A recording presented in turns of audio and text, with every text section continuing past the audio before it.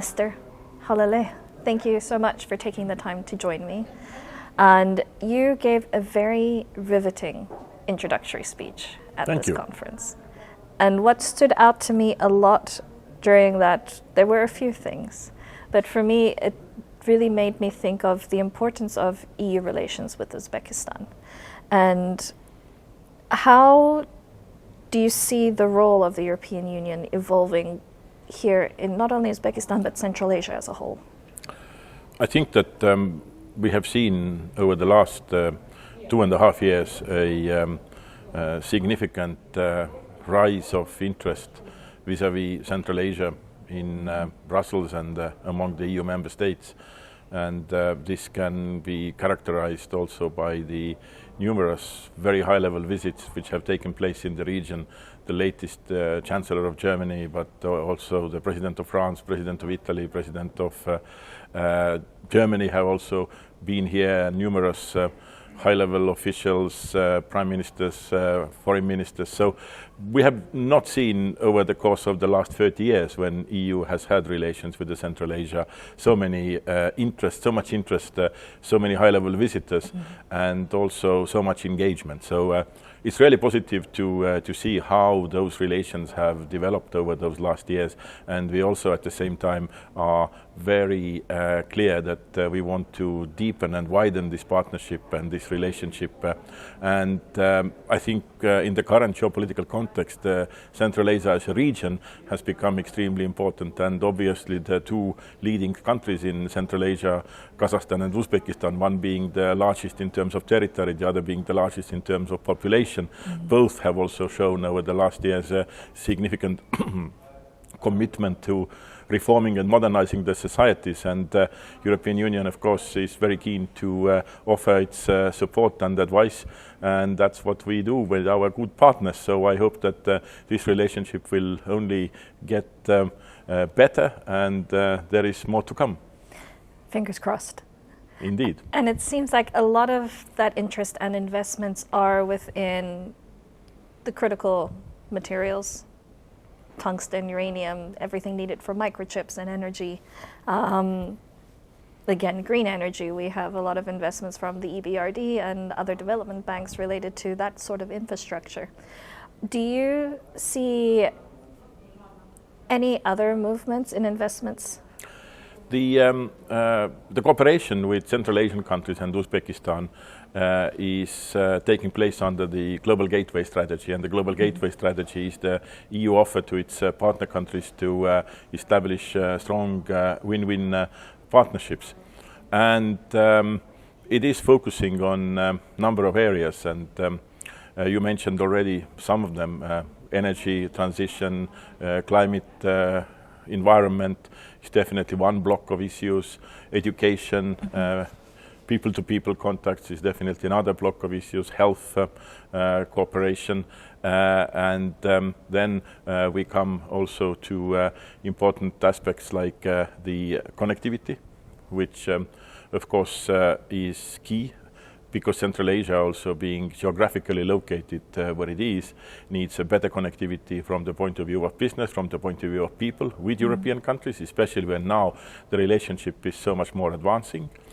Digital connectivity, and that's why we are developing here also the satellite connectivity project, which helps to bring the internet connectivity to remote areas.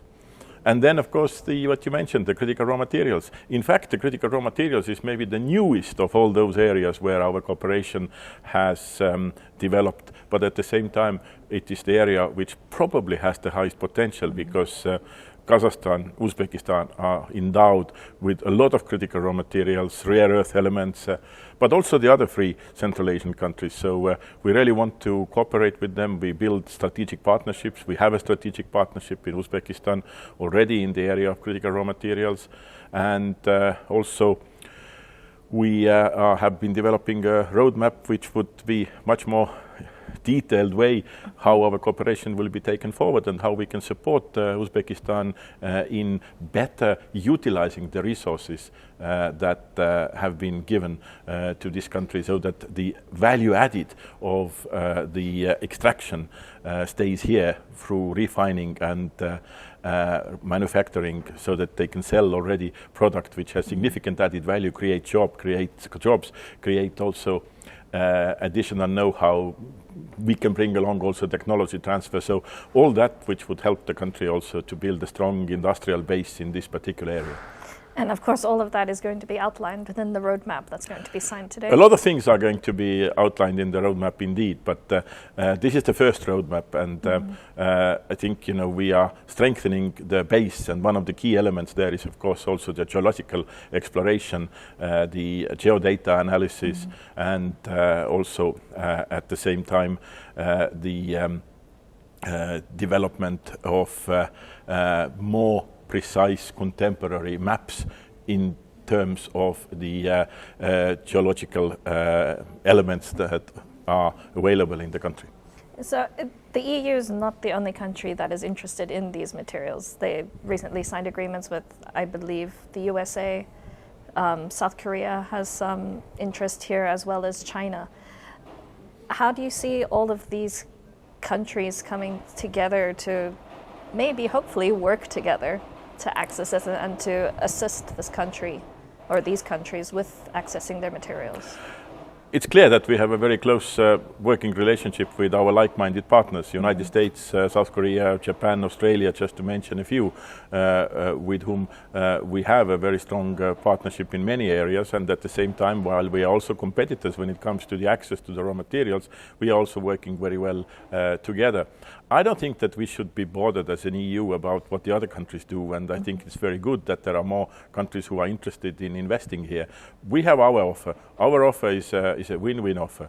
We want to develop this country. We want that through our partnership, which gives us the access to the raw materials and diversifies the supply chains, by that also strengthening our security of supply. Doing that on one hand, we at the same time will also be strengthening the industrial base here and creating the conditions. This is our offer, and we hope that our offer is a very competitive offer and a very attractive offer to our partners in Central Asia in general and Uzbekistan in particular.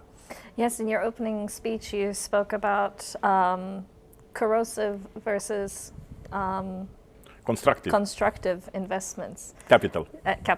Can you... Same thing. Essentially. Can you talk a bit about what would be highlighted as corrosive investments, and how can countries like Uzbekistan or other frontier or developing markets avoid these sorts of deals? I think we have seen that in many places of the globe already, and I think that there is no specific definition how to define a corrosive capital, but what we know is that this is the kind of a capital which is only caring about getting the access to certain product and then doing everything in order to get this product out of the country without really thinking about how you would develop the local communities, without thinking about it, how the added value can be maintained in the country which is endowed with these resources, how to create jobs, how to help to create small and medium-sized enterprises. This is a capital which only looks at one thing. If we talk about raw materials, how to get access to the specific raw material, mine it and take it out of the country and do all the added value elsewhere, leaving nothing behind. Or even worse, leaving behind a huge pile of debts, because you also, you give loans as incentives, which in the beginning might be a very, very good thing to have, but you see in the longer run that you will have significant difficulties of servicing these loans. If we look at Africa, we have a lot of countries which have had this example and which today have their national debts which are way above 100% of their GDP. And this is something which is not good for the countries. They can have a small short-term gain, but it's going to be a long-term pain. While the EU approaches it in a different way, we really want to partner with our countries. The Global Gateway Strategy concept is to make sure that these partnerships will help to develop the local communities, help to create jobs, help to leave also the added value in the country by increasing the capacity that the country can have while benefiting from the resources that nature has given to it. And I think that is a big difference. And I think, it's for the countries to decide how they want to go forward. Mm-hmm. But I think that in the longer term, there is no question which would be beneficial for the country. Yes, but unfortunately, there's also never a guarantee that the other investors that come in and promise to do capital capacity building and promise to do other initiatives for added value actually deliver on that. Unfortunately, we are not living in the ideal world, but I think that we should strive through our policies to make the world a better place. It's a very good aspiration to have. We have to. Yes. And you also touched a bit on the importance of the region in terms of connectivity. What bottlenecks are there within these connectivity? Look, I think that first we need to see, when we look at the connectivity, we need to see the three particular elements which are in question. I mean, first it is about the products that are manufactured here and which also look a possibility to get to the Western markets. Secondly, there is obviously the transit which can and benefit from, and thirdly, it is the regional integration, because Central Asia, while those countries are very close also historically, then the regional integration is not as deep as one could expect. And this also goes back to the Soviet times, where there was a deliberate policy to avoid countries having closer cooperation and divide and conquer. Divide and conquer. And also, if you look at the trade routes, they were all geared to go from south to north or north to south, but not much from east to west or west to east. So I think that we can provide all that with the connectivity. And of course, this route that we are currently developing together with all the Central Asian partners, the Trans-Caspian Transport Corridor, for too long it was considered uninteresting. Yes, there are complications, there is no question. Crossing all the borders, it's never easy, and but if there is a will, there is a way. And now understanding how strategic this corridor is, because the northern corridor via Russia is not going to recover anytime soon. There are a lot of issues in relation to the maritime trade, for example, in the Red Sea, which used to have 40% of the global maritime trade. There are also tensions when it comes to the South China Sea, having an impact on the maritime routes. So this is a stable route. And this route needs to be developed, but the bottlenecks exist. It's issues about affordability, about border crossings. There are issues related to predictability. There are issues related to reliability.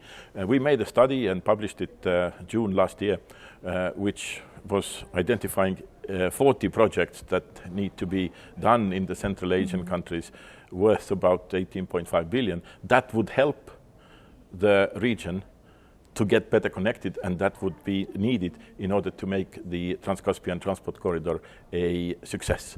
And there is more to come with this. So we are working on that. We are working with the countries. We are identifying priority projects. We want to bring the international financial institutions along. We want to bring the private sector along.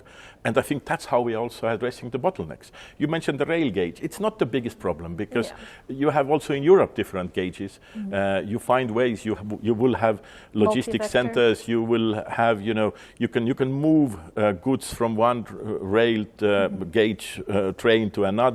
You can also basically change the wheels. I mean, there are possibilities. Yes, there are. These are, I would say, additional elements which slow down the process, might add also some costs, but this is not the biggest problem. The biggest problem is really also the will to do things, and of course the need of significant investments. But there are also ways how to do things fast.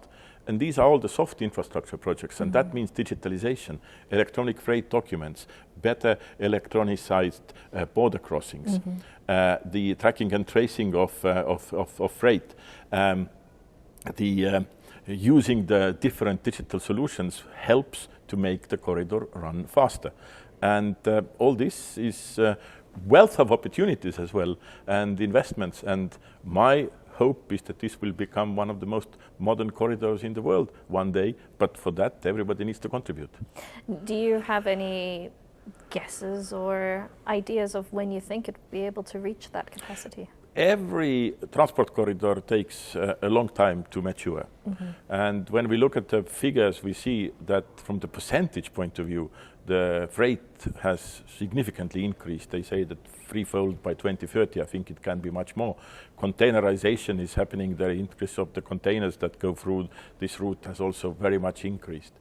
But it's also known that the corridor is never finished. It always continues to develop. But I think that in order to reach the level of maturity that we all would like, it will definitely take another 5 to 10 years minimum, because infrastructure investments are costly, projects take time to mature, and also new trade routes so that they can become operational, it will also taking time. But fortunately, I would say the geopolitical pressures have made it faster because nobody has time to lose, and we need to be able to move the goods via land from Asia, from Central Asia to Europe. So that it was a catalyst, whatever. It has been a catalyst indeed. Because 5 years ago, if we would have talked about the Trans-Caspian Transport Corridor, many would have said, nah, it's not going to happen in any time in the near future. It's not necessary. But sometimes you see things happen. And I have to say that I saw it coming, because I remember first time 2012 I was giving a speech in a diplomatic academy in Baku, and I said we all need to join our forces so that we would be able to develop a land corridor which connects Europe with Central Asia. At that time many liked what I said, but it was not much followed up. Now there is a necessity, and of course then the business gets involved, things are starting to happen. Usually it's that way. And you touched a lot on the importance of connectivity, and within that, I wanted to ask, do you see any possibility of the region developing a common market, developing like a Schengen zone? Well, that is for the countries of Central Asia, of course, to decide how they want to deepen their cooperation and how much do they want to work together.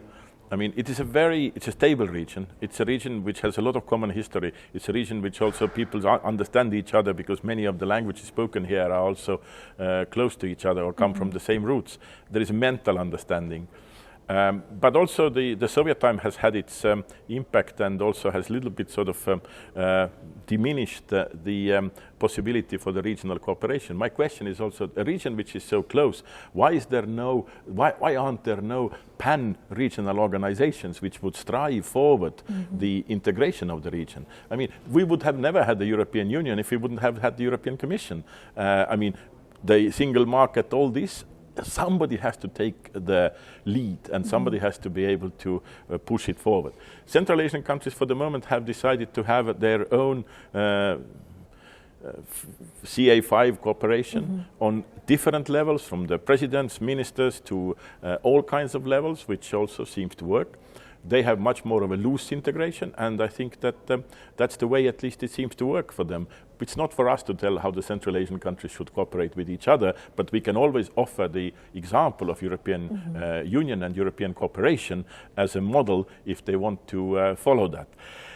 I mean, also, when it comes to trade and business, yes, obviously, it's very different if you have a market of 35 million as you have here in Uzbekistan, or if you have a market of 75 million, which is Central Asia today. The larger the market, the more the opportunities. If there are no barriers between those markets, then obviously the business will win, the consumers will win, everybody will win.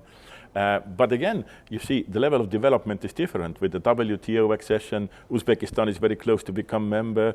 Turkmenistan is on its way, but it also takes time. Other countries are members of the WTO. So, I mean, again, for that, you need to have a level playing field. And I think that this is the most important thing to achieve. But even more important, of course, is for the Central Asian countries to define by themselves how they want to cooperate. European Union is ready to cooperate with them separately as we do, together as we do, and we are also happy to provide our example as well as our, I would say, strong side, as well as the mistakes we have made. And in any case, for us, this is a region we have come to stay. This is a region with whom we will be working closely together, whatever form they have for their own cooperation. And speaking of the region, you also touched on the fact that this is one of the most stable regions currently in the geopolitical environment that we have. What do you think is ensuring that stability here? I think that the nations here have also history of living together, and once they became independent states, there hasn't been many frictions between those countries. There have been some frictions, but most of them have been settled. Latest also with the border dispute between Kyrgyzstan and Tajikistan. But again, there has been a good common sense to understand that this is something which would have a negative impact to the region.